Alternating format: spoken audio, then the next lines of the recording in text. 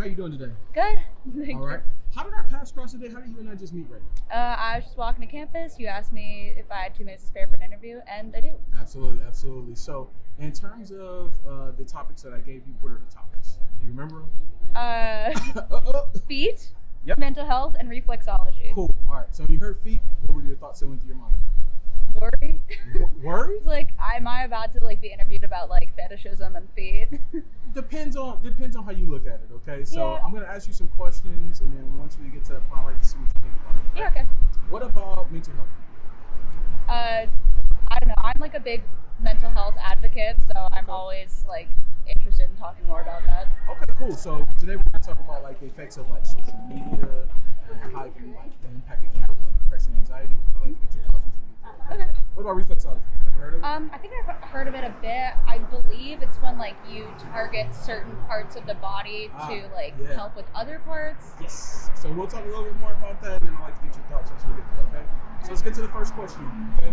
What are your thoughts about how the world is starting to become more aware of mental health and what we're doing about it? I think that we're moving in a really positive direction. If you look at the trajectory of what has and has not been classified as mental illnesses over the last, I'd say, 20 to 40 years, Yeah. I think it's pretty important from the start of declassifying homosexuality as a mental illness to more awareness in psychology and in everyday media about what mental illness looks like and how it affects people in a day-to-day way more than in in a scary way and a taboo way that people used to think about it. Absolutely, and I've been hearing that a lot. About 15, 20 years ago, you would have mentioned depression, anxiety. People think that something's wrong with you, it's not real, and a lot of times things like that can be invisible, right? So, yeah, absolutely. What are your thoughts about social media, and then how do you use social media? I think that social media is a great tool to connect with others, and I think that it's giving a lot of people more autonomy and more access to resources that they may need. But at the same time, there's a lot of negative aspects of social media.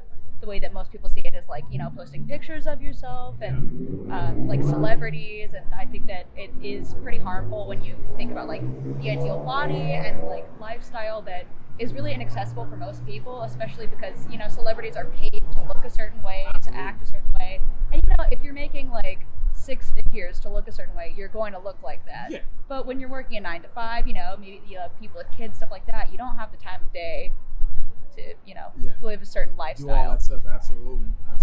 Well said. In terms of things that bring you anxiety, right? More surface level, you don't have to go too in depth. What are some things that bring you anxiety? So I have generalized anxiety. So there are things that bring me anxiety that cause other people anxiety, like if I'm unprepared for a test or just general schoolwork, sometimes, it piles on. But then because I also have generalized anxiety, stuff sometimes going to new places, or crowded places like malls or sometimes grocery stores. Yeah, those can also be anxiety inducing. And sometimes I'll bring a friend with me just because I don't really love going to new places. Yeah, help you get through it, right? Yeah, exactly. Absolutely. So those are some steps you take. You take somebody with you. What are some steps you take for other stuff, the test stuff, like you're saying, things like that? In the past, I've been pretty bad about managing that kind of stuff, but right now, it's pretty cliche, but just this semester in particular, I've just been trying to get stuff done as soon as it's assigned, and not have to worry about it later. So, I could be watching the Super Bowl right now, but I am studying just for my came from midterm studying, tomorrow. trying to get that blue book. Exactly. All that stuff. Absolutely. So. Absolutely cool. All right, so let's get into these questions. I'm being intrigued to see how you feel about it. So, what are your thoughts about your feet? How do you feel? I actually really hate feet. Okay. In general. But yours, though, we're talking about yours. I think that, in terms of feet, I have good feet. Okay. I think I could make money from my feet if I wanted to. All right. But I don't like feet. Okay. So even my own feet, I don't love. So have you had negative experiences with that, or is it just it's has it always been something that's it's there? just always something that I'm just not. Interesting. It just kind of grosses me out.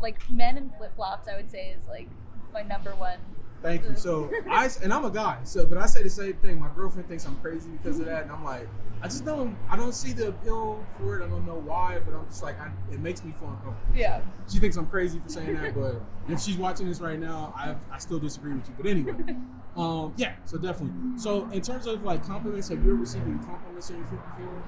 No. Okay. I mean, like I've asked, like my friends before, I'm like, do I have normal feet? They're like, yeah. But Okay. no one's like gone out of their actual way. compliment. Yeah, Okay. it's like compliment my feet. So let's say you did get a compliment about that. How would you feel about it? Would you be okay with it? Would you not be okay? I feel like there are two facets to that. It depends on like who it's coming from. Okay. So if I'm in flip flops or something, and a stranger's like, you have nice feet, that would not go over well. Okay. Because I don't know them and I don't know if they're like getting turned on by my feet. Okay. But I mean, if it's like a friend and it's a casual thing, they're saying you have nice feet, I think that's fine. Got it. But like if it's a partner and they're like attracted to my feet, I think that I would accept the compliment, but I wouldn't be like, you wouldn't be like enthused by it? Yeah, enthused. Yeah. So because I want to like touch on something, because you kind of said like, so if like a stranger approached you and said like something about that, now would that be with any compliment, or is it just like a compliment like that about your feet? I think that it depends on their intentions. Okay. Like if it's purely like sexually motivated, that's a bit creepy. But if someone's like, you're really beautiful, I hope you have a good day, I think that's fine. Especially like, like yesterday, someone stopped and like asked me for my number, and I said no, and they're like, like that's totally fine. I respect that. Yeah. Like as long as you're okay with taking no for an answer, I think Absolutely. that you're allowed to compliment people. Yeah. And so that's because I kind of touch on that, right? I always ask that question because like for me, like I kind of look at it like this. Like if somebody compliments you on your hair, your eyes, like any other part of you, like would it be different or would it like still be the same, right? Because like I feel as though like they're still like commenting on something that has to do with you, right? Yeah, I think it's because psychologically some people are like attracted to feet in the way that like is similar to their attraction to other like actual erogenous zones versus the way that people aren't typically attracted to like arms or something like that. You'd be surprised. Okay, well, you'll be surprised. Like there's people that like hair and all that stuff. So I don't know. I just feel like it depends on the phrasing. Okay. I wish that I could elaborate more on that, but I feel like you kind of just know, saying. like there's body language involved and whatnot too. You can tell when someone means it in a nice, friendly way versus like as opposed to like kind of creepy or anything like that. Okay. So I think that applies to all body parts. Got it. So what are some things that like are something that you would consider to be like in a potential partner or somebody you're dating, something you would consider to be a deal breaker? A deal breaker? Yeah, something you'd be like, nah, can't deal with it. I think that they're all really like personality related. So I couldn't be with someone who's like, very negative or is like, I think that something, people say a lot is I couldn't be with someone who's like rude to like wait staff or anyone who's like serving you. Yeah, because why would you be rude to someone who's just doesn't make sense, in general, why be rude to someone out of in nowhere? General, but also like someone who's serving you. I don't know. I don't think I have like a lot of deal breakers. Okay. But that's like something that stands out, like just basically being kind to others. Yeah, right? I think that kindness is like really important for me. So I think that all of my turn-offs stem from like just being like very deeply unkind. Okay. Yeah. I like that. All right. How often do you get pedicures? Not often. A couple times a year. A couple times a year. So is it like for special occasions? Yeah, it's more for special occasions or like if I really need like my calluses removed. Okay. So is it because more of like a cost thing, or like you don't really look at that as important, or like what's the reason? Part of it is I feel like they like last a while, like the polished color itself. Especially if you get gel, right? Yeah. But part of it's cost. I think it's mostly just I don't really think about it that often. Yeah. So it doesn't really come up, and then I guess it's every once in a while like I start to notice the calluses on my feet, and like it'd be nice for someone to like professionally get rid of them. Yeah, absolutely. Have you ever heard of a medical pedicure before? I don't think so. No. Okay, so it's like when you go see a podiatrist, it's a specialist of the foot. They'll take a look at your feet to look at your nails, make sure they're growing correctly. They take a look at your toe alignment to make sure it's good. They check for dead skin, fungus. They do all the work there with medical equipment. What are your thoughts about seeing somebody like that? That sounds pretty positive. I've heard that like a lot of pain can actually come from the feet. Like if you don't have Yes. proper like soles in your shoes and stuff like that, it can end up hurting your back and stuff, especially like long term. So I mean, I think that'd be really positive, and I feel like I wouldn't necessarily know if I had like foot problems, like like you know, like lower grade ones, like if I had like an excess of dead skin or you know something's wrong that I wouldn't know about. So I think that you know sounds like a good thing. That it's the same thing with going to a dentist, right? You don't know something wrong with your teeth until you go and things like that. So yeah, I'm just trying to bring more knowledge to that. Like somebody like imparted the knowledge to me, and I'm like, oh okay, did some research. I was like, that's pretty good. So yeah. How often do you wear like open toe shoes, sandals, flip flops, things like that? Not too often. Mostly because I skateboard around, so that it's just more of a hazard. Yeah, definitely. I feel like it's mostly just when I'm going to the beach or like if I'm in my own home. Because like we have a shared space. Like in my apartment here. Yeah. So yeah, not too often. So it's more for like comfort than what you're saying, right? Or convenience, I would say, not necessarily. Yeah, it's mostly convenience, especially because I feel like a lot of my shoes just take a while to put on. So. All right. How often do you go barefoot? No shoes? Never. I mean, like in my room, yeah, but anywhere else, pretty much no. You ever heard of earthing and grounding before? No, I've not. So it's when you like go barefoot in grass, dirt, sand. I do. I mean, I do that. I guess. I guess like I have a lawn outside, so I think I'll be barefoot there. Yeah. So it's like supposed to be like when you do like a little bit of meditation, just kind of like unclogging some of that mental space. So you experience it. What are your feelings about that? Like, do you notice a difference from when you're wearing shoes all day? Do you like go outside with like no shoes on and you standing in the grass? I think in the grass, like it's like really relaxing. Got it. Yeah, I guess I don't really think about like the toll that's on my feet all day until like there's the absence of that pain when you're on grass. Yes, absolutely. Okay. All right. So now, can we see what your feet look like, please? I guess. All right. Cool. All right. What size shoe do you wear first of all? I think I'm a 7.5 in women. 7.5 in women. Yeah. Okay.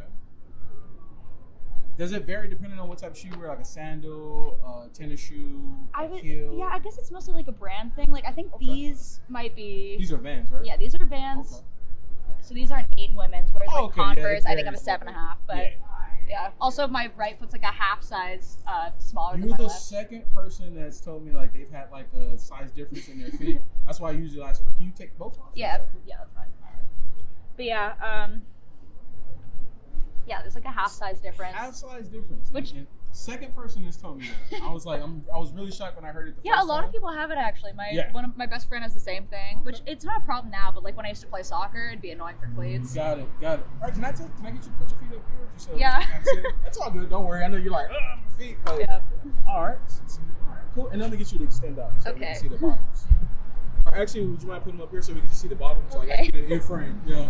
Oh, put them up here. Okay. Yeah, there you go.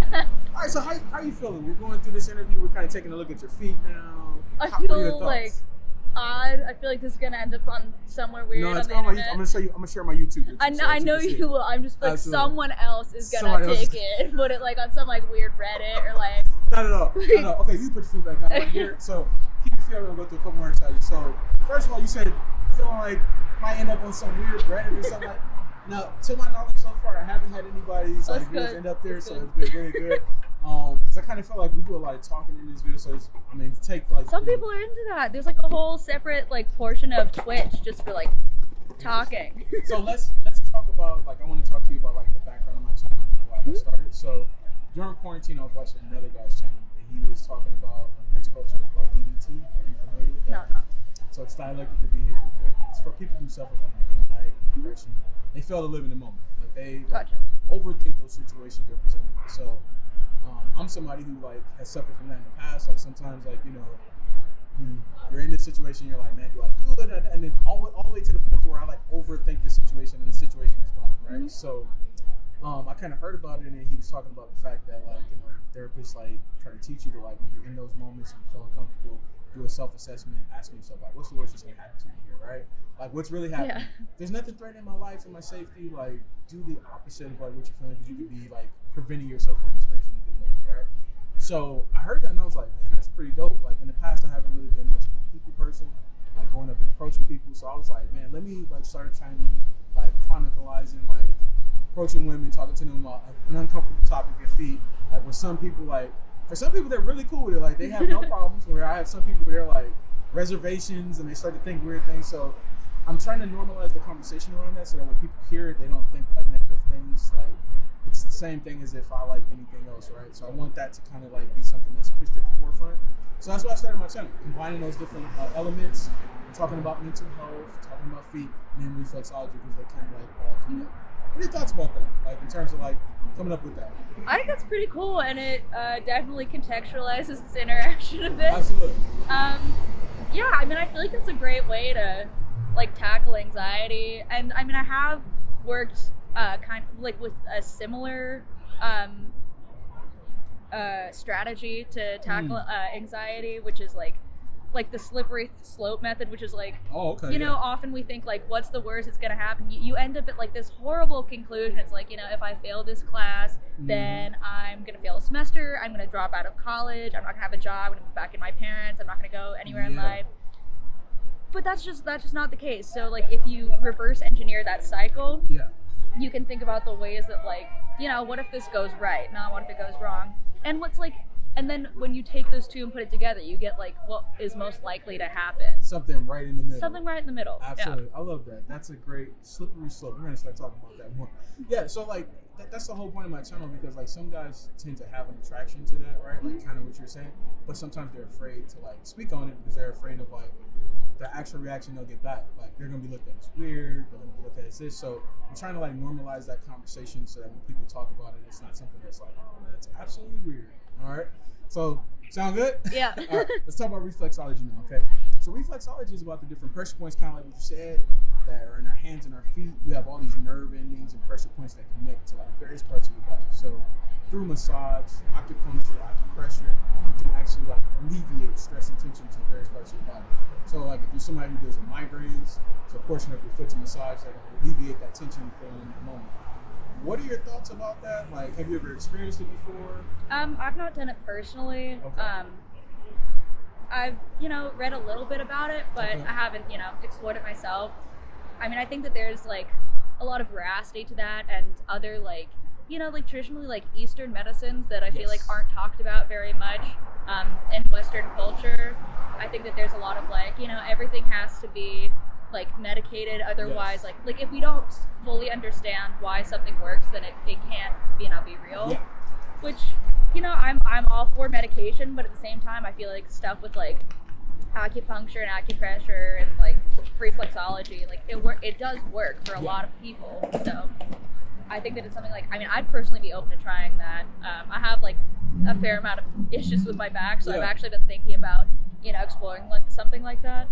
Yeah, and a lot of people don't know too, right? Because just like kind of what you said, you have an issue with your back, and you kind of mentioned earlier, like sometimes it can be a problem with like the insoles that you're wearing in your shoes, or the fact that your shoes are not like the right type of shoes to be wearing. So that one problem in your foot can like connect all the way back to something else. So absolutely.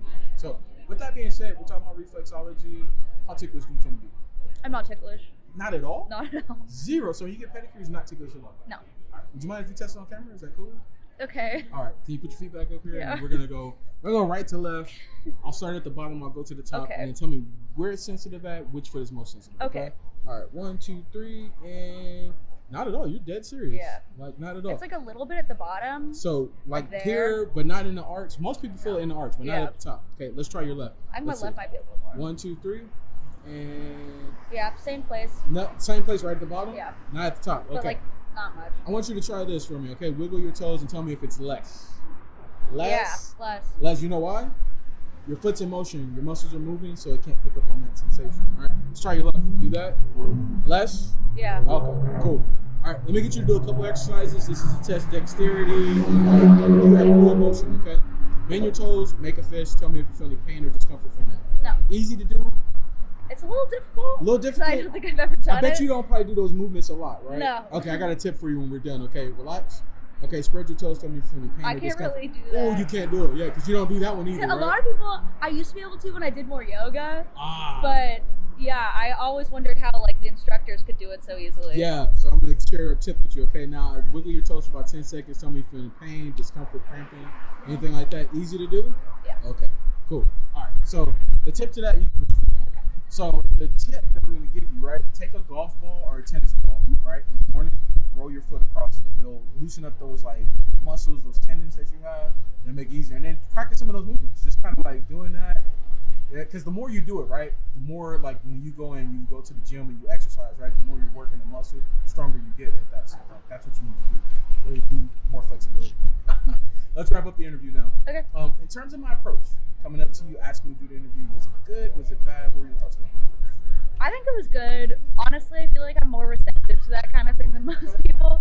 And like I had a bit of free time, so yeah, I think it's gonna be different for everyone. I feel like you were respectful about it and you weren't I feel like if I had said no, you wouldn't have badgered me. I would have been like, thank you, and I would have kept going. Yeah, exactly. I got a couple of no's today, and I was just, hey, thank you for your time. Yeah. Have a great week. Yeah, so appreciate that. In terms of like the interview as a whole, from start to finish, did you see how everything was going on? Yeah, I think it was really fluid. Yeah, it made sense to me. And then did you learn anything new from the information? I feel like you touched on stuff that I already knew a little bit about, but expanded on it, and like I'm interested in looking into it more now. Interesting. Yeah. Okay, nice. Okay. Last thing I'll ask, from a mental health standpoint, a life lesson you learned, some wise words somebody want to say to you that you can say to my channel that can be helpful? Sorry, the car went by and I didn't. Yeah. So just from a mental health standpoint, some wise words that you can share on my channel. Maybe something somebody once imparted to you that might be helpful to the people on my channel. I'm being put on the spot. That's a lot of pressure. It's all good because like I can always edit, so take your time. Yeah. Okay.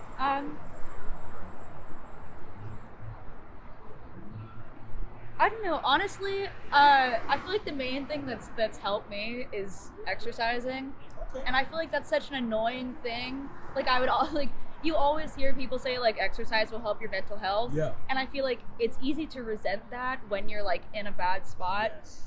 But when I learned that like even just walking for 10 minutes a day is enough to like get that started. Like you don't have to be like in the gym 5 days a week at the beginning. Like you can work your way up there, and like I have, and it's been great for me. But I feel like especially with social media, talking about what we touched on earlier, there's a lot of pressure to be performing at like this peak that you might not necessarily have in you.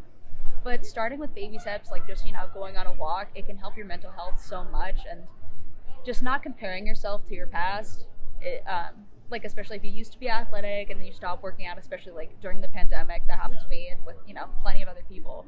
So I'd say that like exercising, not in the way that you see on social media, but just at least going for a walk is like the number one thing that I think can help with mental health. I like that, and because we don't realize too, right? All these like neurotoxins and things in our brain that get released like when we do stuff like that. So like you said, you just have a 5-minute walk. The difference that you have from that by just sitting at home and doing nothing, right? Yeah. Absolutely. Thank you so much. Definitely appreciate you stopping to do the interview with us, and we hope you have a great one. Right? Thank you. All right.